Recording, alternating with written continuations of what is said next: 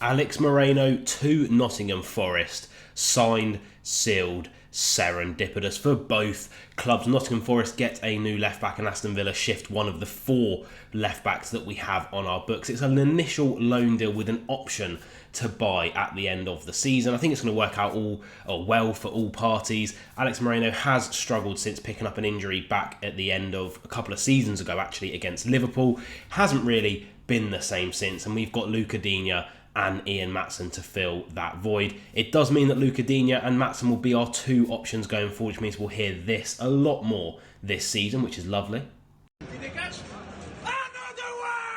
But of course, we are going to cover the transfer in a little bit more detail and what it possibly means for Aston Villa. If you do enjoy Aston Villa content, transfer content and Premier League content, be sure to leave a like, subscribe down below. We are on the road to 3,000 and comment what your thoughts are on the Alex Moreno transfer. Head over to my Twitter and give me a follow over there as well. But without further ado, let's talk about Moreno. So as you can see on the screen, he is 31 years of age, so he isn't a spring chicken anymore. Obviously plays left back, market value of around 15 million, but like I mentioned previously, this is a loan deal with an option for them to buy him at the end of the season when he will be 32 years of age. So I don't know how that is going to particularly go down. Like I say, 2 seasons ago, towards the end of the season, he picked up a nasty injury against Liverpool, which sidelined him for a decent amount of time.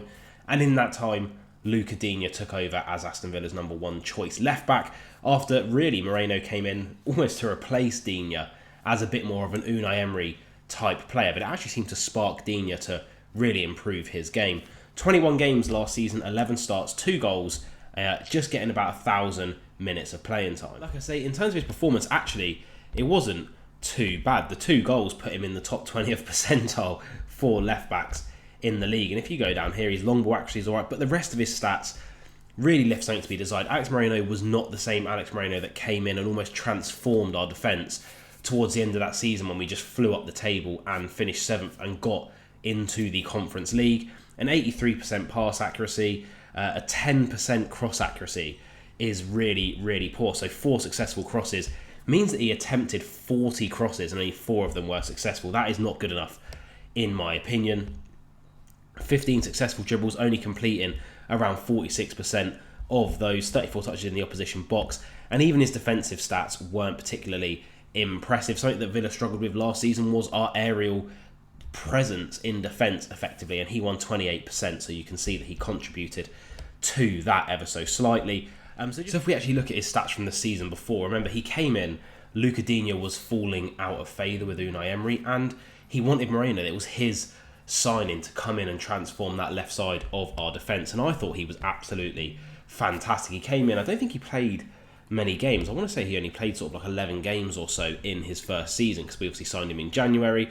He didn't get any goals, but 3 assists that season, 15 successful crosses, 31% accuracy, so you can see the disparity between the first season and the second season. 22 chances created for his teammates, puts him in the top 20%. He literally joined in January and didn't even play that many games because of that injury to Liverpool. Loads more successful dribbles, loads more touches in the opposition box, and let's not forget this is off of less game time, less minutes, a better aerial duel percent. I mean, let's get me wrong, it's not fantastic defensively. I don't think he's ever been the strongest defender in the world, but going forward, whenever he got the ball, you just thought that a chance was going to be created. I also remember him being absolutely rapid in this season when we got him, and then he just kind of doesn't look quick at all anymore. Like, you look at the games that he's played, I think, was this the game he got an assist in that goal? Maybe, I don't even know, but he was just so good in that first season. Then the drop off from the first season to the second season, aka last season, was just very, very visible. It was very obvious. And that he's been injured. He can't get a solid run of games. And I think he just needs to go out on loan. So maybe this Nottingham Forest move will be good for him. So what do I think about the deal overall? Look, I think it's actually going to be a good deal for all parties. Now, if Illing Jr.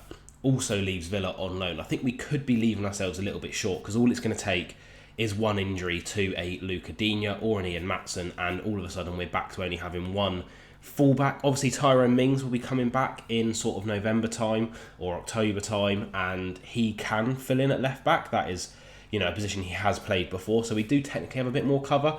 But then he's Pau Torres' cover, so if one of those gets injured, then they're going to have to play 90 minutes every game at that position. You know, I don't think Lamar Bagard will be viewed as a left back, considering he's a right footer as well. There's been interest in Joe Gomez. I don't know where that is going to go or whether that's going to materialise. But it does leave us a little bit short if Illing Jr. also leaves, because Illing Jr., despite being a winger, can play in that left back position. But like I said, I think it's going to be beneficial for all parties. I don't think Moreno's stock is going to be incredibly high at the moment. The big money deal was meant to be Luca Digne to Saudi Arabia, which obviously didn't materialise. But I think, you know, if Moreno goes to Nottingham Forest, plays a considerable amount of game time and gets consistent game time, then I think his market value probably bumps up to actually being able to get a £15 million deal over the line.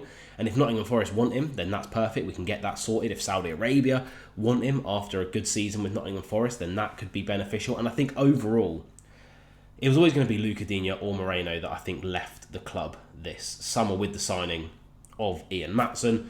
And I think, you know, you look at how important Digne was for us last season. He was brilliant against West Ham before Maatsen came on and was equally as brilliant. I think Moreno had to be the defender that had to leave this season, unfortunately. And like I say, he was a great servant for the club. I know he only played 40 games, but how he transformed us, you know, he was a massive part of us getting into the Conference League in Unai Emery's first season. He played his part last season, popping up with a couple of goals, and I think it's probably his time to go. I don't think he'll come back after this loan deal and play for Villa again. So thank you for everything, Alex Moreno. It's been a pleasure to have you, and like I say, a massive part of us getting into the Conference League. We will never forget that. But I think Luca Digne and Ian Maatsen is the way that we are going to go forward with, possibly Tyrone Mings acting as cover, or hopefully Illing Jr. being in and around the club as well. We always forget Illing Jr. is only, 2021, so he could play technically for our under-21 team and just fill in on the bench when needed, or in the squad when needed in cup games at left back / left wing as well. He's a very, very versatile player out on the left. So I don't think we have to worry too much. If Illing Jr. does go out on loan, like I said earlier, then I would be slightly concerned about where the depth at left back is coming from, because I wouldn't want Tyrone Mings to be having to play cover for two positions, because one injury, we're wiped out.